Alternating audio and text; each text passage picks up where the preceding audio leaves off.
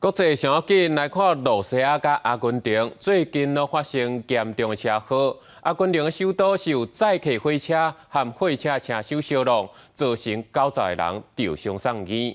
也伫罗西亚是有巴士落落去溪底，上无是7个人死亡。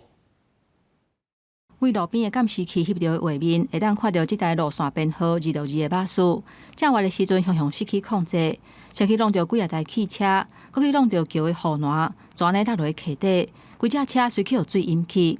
外国媒体引用救援单位的信息讲，代志发生的时阵，差不多有20个乘客伫咧车底，巴士落落去溪底了后，有的顺利家己走出来，有的要掉伫咧车底。И сразу получилось сразу дернуть, открыть люк. И там была женщина пожилая, и я ей помог выйти оттуда. Вытащили, достали эту женщину, начали делать непрямой массаж сердца. 道上巴士的公司强调讲，司机赛车进前酒测等等的检验，也佮有车辆安全检查拢有过关。不过调查单位并无随相信，是先甲司机羁押了后，展开刑事调查。南美洲的阿根廷是传出火车的意外，无人机空翕的画面显示。这架蓝色的火车经过高架桥的时阵，撞去弄到这台白色的火车，造成列车败马，差不多90个乘客受到轻重伤。